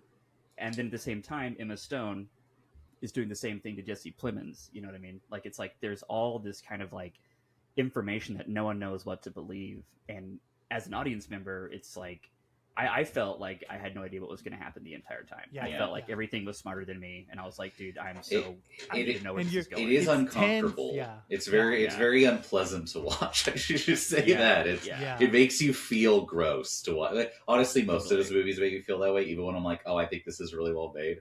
I'm having a bad time, but in a good way, you know? Yeah, and I think like it does make you it's tense, it's kind of hard to watch sometimes, and it's very like kind of, and I think one of the things, I will say, that was our list. We're going to cover our whole list after this, but we're going to go into spoilers now. So eventually they find out that she is an alien, and this whole time like Jesse Plemons has thought that she's going to decide whether to destroy the Earth or not, and you find out that does happen. And a very funny Gods of Egypt connection, you find out that the Earth is flat again. Yes. That's 2 movies on our podcast that we've covered where the Earth is flat. I think we're getting to Joe Rogan territory. I know. Right. We're our own YouTube rabbit hole, yeah. And so they like Emma Stone eventually escapes back to her home planet. They kind of have a discussion where they say, it's like a ship or something. I think I want to say that the planet. I think the planet is kind of like a living ship, is how I interpreted it. But it's kind it's neither here nor there. It's some weird thing.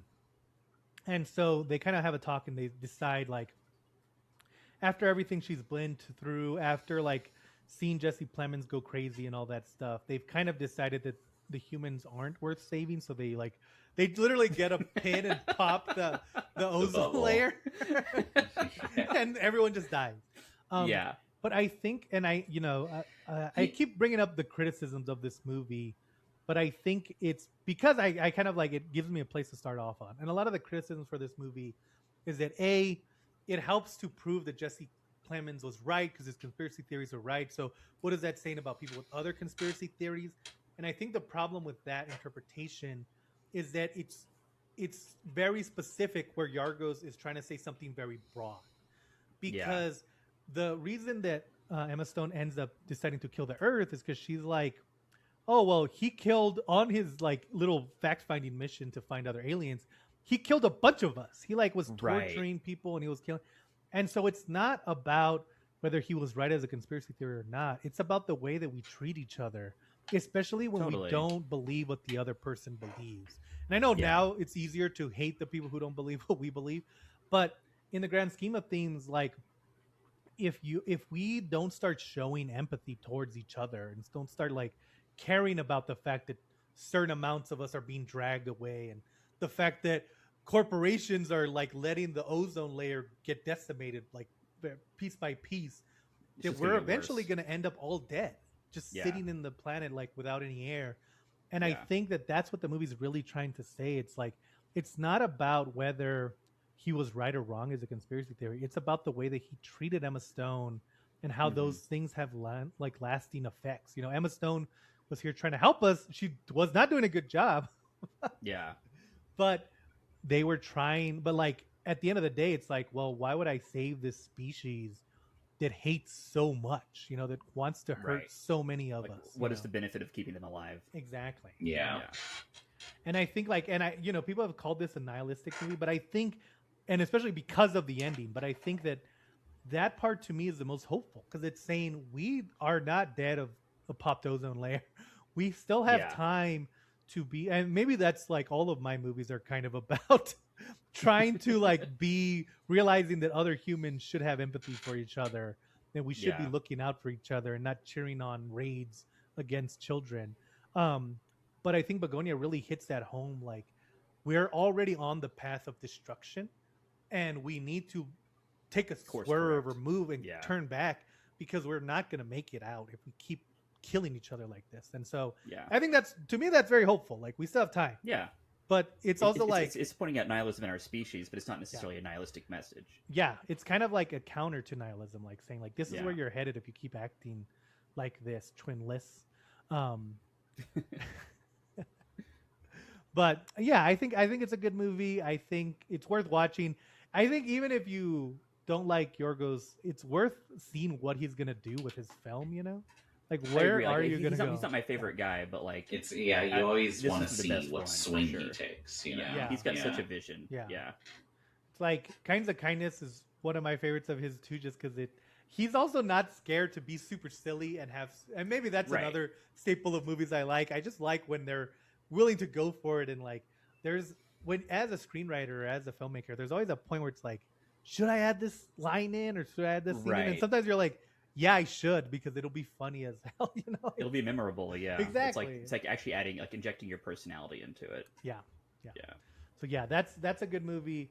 Go check out Begonia. And so now, before we leave, and we'll start with William. William, will you say the rest of your list? Just say your whole list. I'll say my whole list. Yeah. So I actually did a top 15, but I'll just do the top 10. get out of here, William. Okay, number 1, weapons, Nice. warfare. 28 years later, a movie I'm surprised we didn't talk about. This was my number Frankenstein. 4. Isn't it? Oh, We didn't talk about Frankenstein. Frankenstein just missed my list. Really? Yeah, I'm it was surprised. 11. Well, anyway, Yeah. Then I had Cloud, Begonia, Marty Supreme, Avatar: Fire and Ash, The Baltimoreans, and Jay Kelly coming in at number 10. Oh, interesting. Jay Kelly. and That's like me Netflix. putting Jake Maestro at Gyllenhaal number was 10 a few years William ago. was just a walking advertisement for Netflix this year. Dude, I know, man. When I saw Frankenstein in Mr. theaters, I was like, Netflix. "What is going on here with all these Netflix trailers?" It is very So weird to upset. like watch Frankenstein in theaters and then you see the Netflix logo and you're like, oh yeah, I know it's like such a buzzkill. I know. It's like God. No, it's a good list. But yeah, those are my top 10. Yeah, Yeah. thank you. Josh. Mine, okay. Number 1, Twinless. One Battle After Another, Black Bag, which we did cover all. 20 years later, just missed it. It was between that and Black Bag for number 3, but really good. We'll probably talk about it at some point. Sinners is my number 5. Great movie. Wake Up Dead Man, more Netflix representation. Ryan Johnson correcting course. Oh, right. That was pretty good. The Naked Gun, which I feel was Dude, the Naked surprisingly Gun was good. so funny. I Good love Naked that Gun's movie. good. Yeah. Yeah, we had a It great really- time watching that It movie. knows what a Naked Gun movie is, which I appreciated. Yeah. It modernized it, but kept it the same at the same time.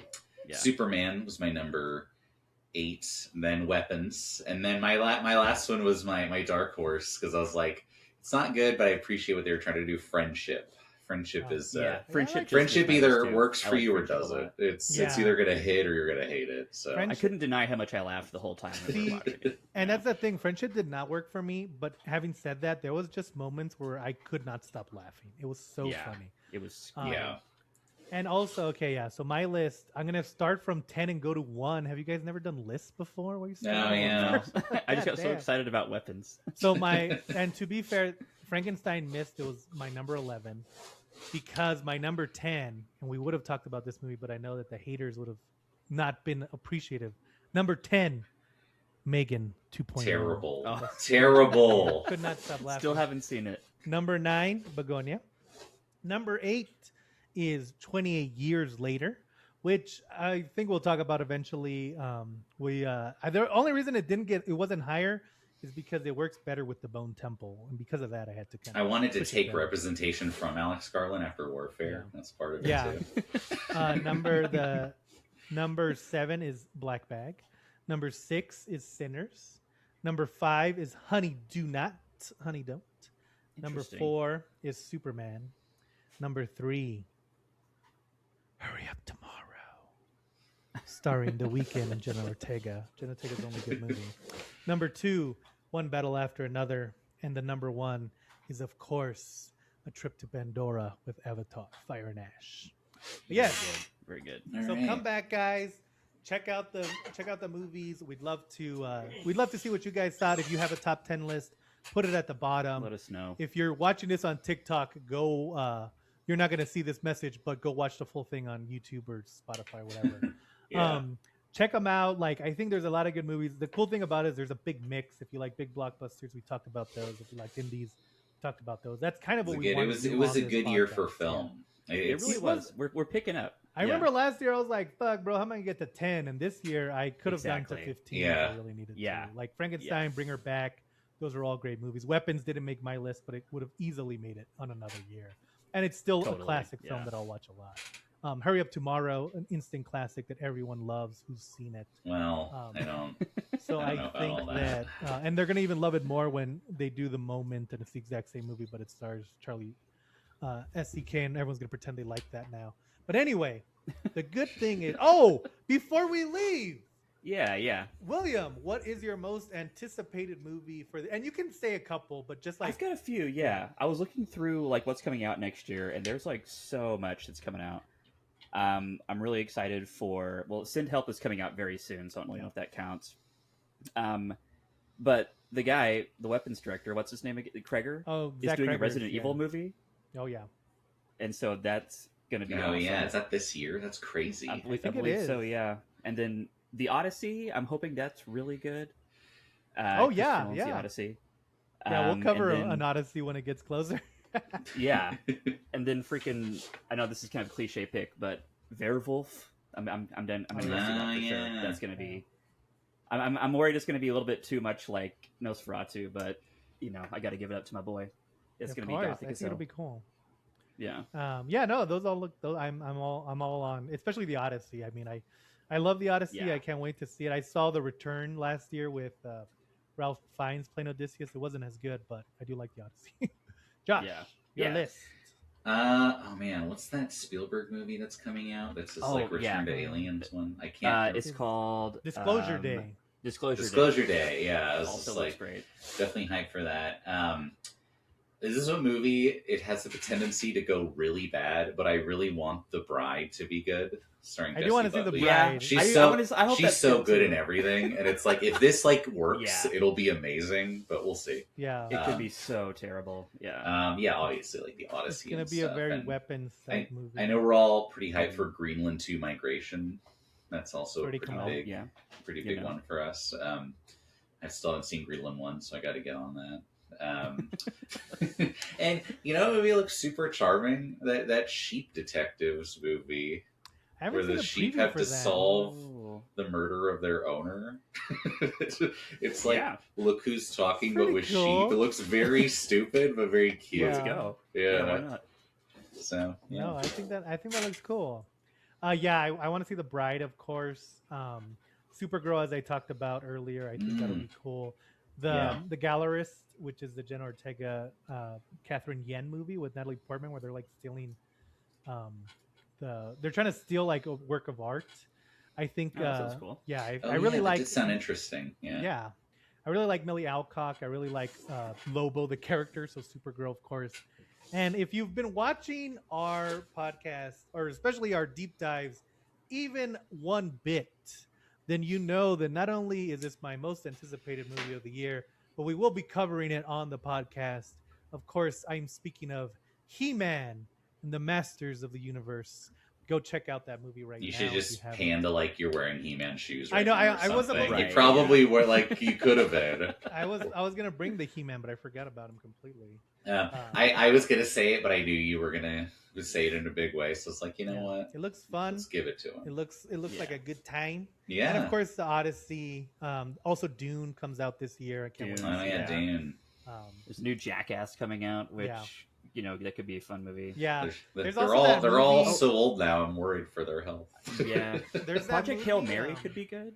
The book yeah. was good. I didn't like The Martian that much, but I it's more so because The Martian is very technical. Yeah. There's that movie with Robert Pattinson and Zendaya that just had a preview. I think it's called The Order.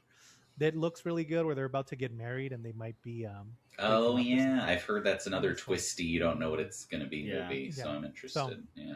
Oh, and then I just found about this movie today. I think it comes out this year. It might not come out the next year. It's called Buddy. It's about like this guy gets stuck in like the Sesame Street, like if Sesame Street was real, and then like the whoa. things are wanting to kill him, like the creatures in there. It sounds cool. Nice. I'm always down for high concept films. Oh, of course. Never mind. Our most anticipated movie of the year as a whole is Followed, the movie that we've made. Oh. So check that Oh, out. It yeah. should be in festivals. Maybe we'll get lucky and we'll see it on the big screen. But go check that out. Keep following us. As we said, I'm a filmmaker. William is our composer. Josh helps with producing sometimes if he's not watching Twinless. But check us out. He's Come always back watching next year. Twinless. It's just always on Twinless. Constantly, yeah. But go check us out. Thank you guys for listening this last year. We really appreciate it. Our podcast has grown great. We love it when you leave comments. You leave more comments on TikTok and YouTube Shorts, but even when we see comments on our YouTube review, we try to answer them. So please give us a like and subscribe. Thank you, and we'll see you the rest of the year because we're going to keep doing the podcast. But Yeah, we'll see you very soon. for more modern movies, we'll see you next year. Thank you guys, and we'll see you next time on The Bum Squad.